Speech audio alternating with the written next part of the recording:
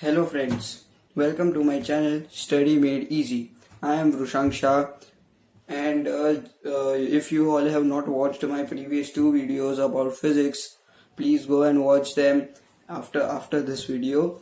And we are going to start today with English literature. We are going to start with the chapter named A Face in a Dark by Ruskin Bond.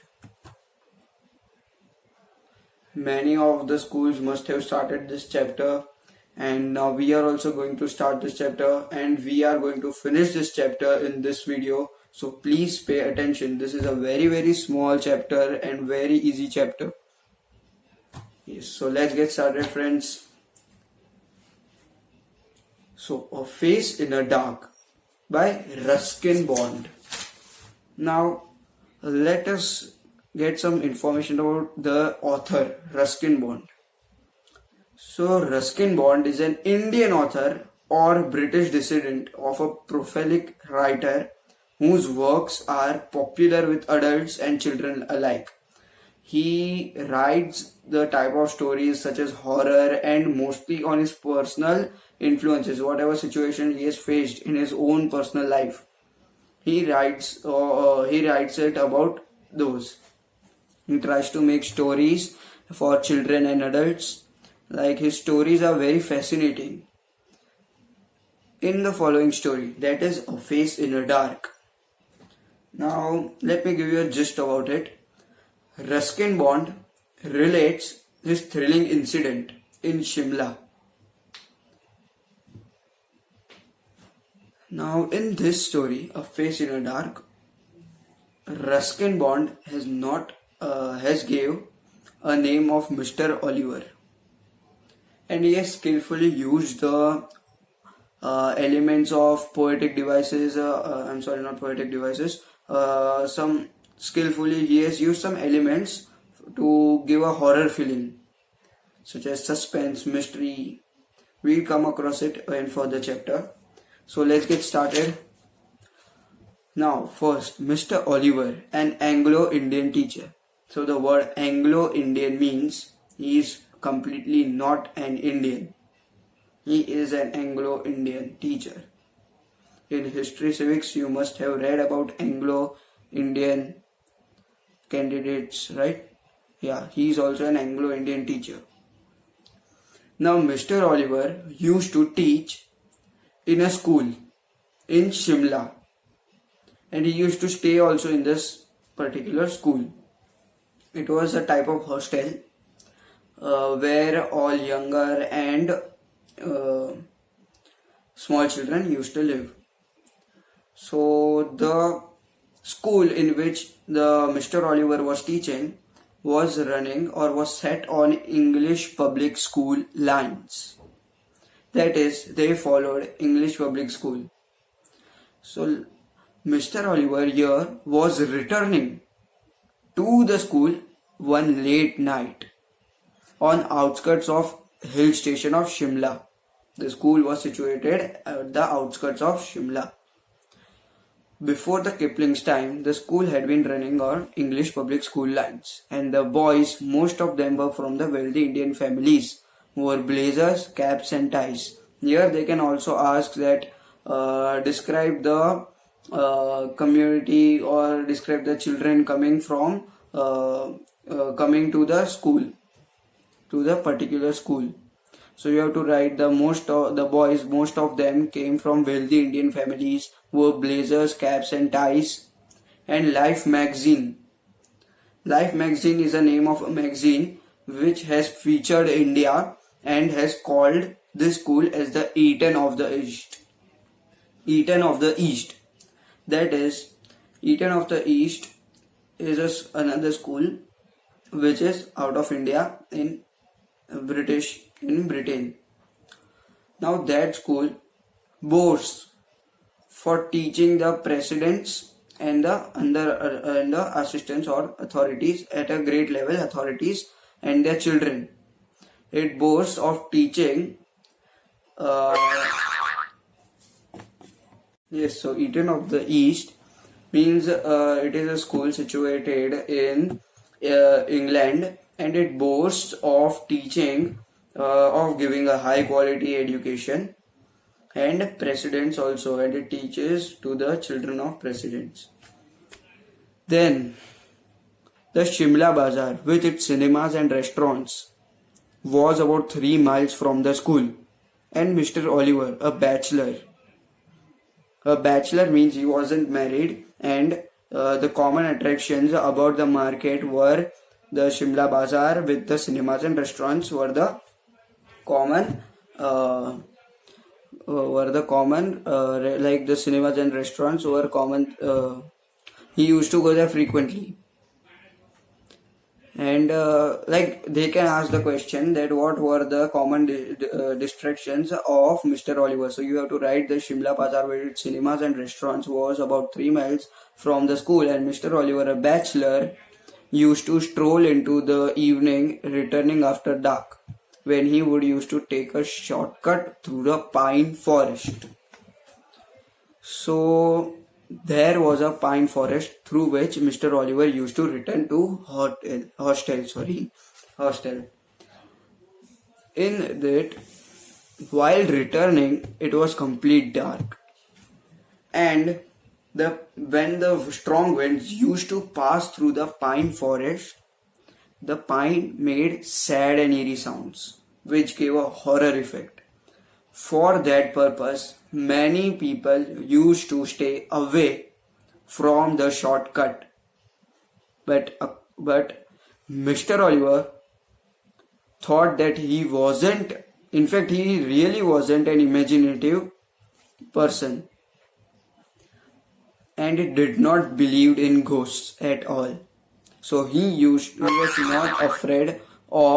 wasn't afraid of coming through the pine forest. Now while returning, Mr. Oliver also carried a torch with it. But on that night, the batteries of the torch had run down, and the torch was flickering. In that flickering torch, Mr. Oliver walked through the pine forest, where he saw a shadow of a boy. He called. In fact, firstly he was angry, as at that time boys were not allowed to move out after at night. So when Mr. Oliver advanced towards him little more, he saw a silent crying. He heard the noise, and the boy was shaking continuously. So he softened his voice and asked that who was he. Now the boy was wearing a school cap on it, and he was sitting on a rock. So he thought that some hostel kid was sitting on the rock and was outside this premises. He called him twice, and he asked him to look at him. So the boy turned himself. His head was hung in his hands. He was crying like this. And when Mr. Oliver asked him to look at him, he just looked at him, and what does Mr. Oliver see was horrible. It was terrible. Mr. Oliver fell down, and in his flickering torchlight, he saw that the boy had no eyes, no eyebrows, no nose, no lips, no ears, no mouth, nothing. It was just a round, smooth head. This gave a shock to Mr. Oliver, and he tumbled down and ran backwards. He ran backwards, where he stumbled and fell down, and he sees a watchman. Watchman also has a lantern in his hand, and he asked him, "What is wrong with him, Sahib?" He replies that he saw a person having no features on his face. It was just a smooth round head. So here here the watchman takes lantern towards his face, and the watchman asked him that was it like him, and this was the most shocking incident, that the watchman too had no eyes, no nose, no mouth, nothing. He also had nothing. Now after having these two incidents, my God, what would have been situation of Mr. Oliver? Now now author Ruskin Bond have not mentioned about it, and he has left the readers to think that what must have happened. After having these two shocking incidents, what do you feel what have been happened? This question can be asked in boards, and according to you, like they must ask you that according to you, what would have been end to the story. So here the possibilities could be, first possibility could be that he must have remain unconscious for a long period of time. Secondly, it may also be that one would be younger student and another would be small student. Senior, I mean you have to use terms junior student and senior student, in which it is quite possible that some miscreant or notorious students would have planned this, and the primary student would have acted as a small boy and watchman would have become a senior student. This could be the second thing. And third thing, that he just died, that could be the third thing, but that's the least option, I think.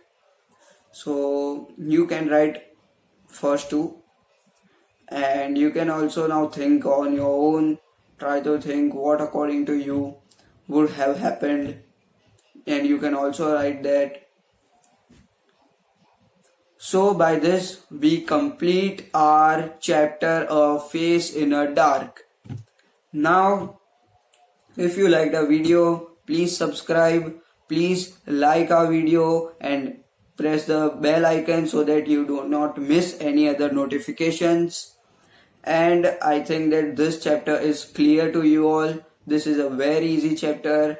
Go through your workbook, learn characteristics, and if your tutor gives you any notes or something, go through that, but learn workbook, learn characterization. Just go through your textbook. Textbook is very important. Go through the author, like what is the author about, what has author been. And you know one thing, Ruskin Bond writes mostly about his own experience. Now I think you all have understood who was Mr. Oliver. Get it? So by this we end our video over here.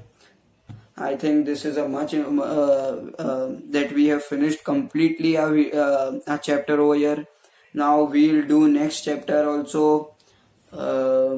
So goodbye, signing off for now. Rushan Shah. We'll do the next chapter in our next video. So please like our video, subscribe. Thank you.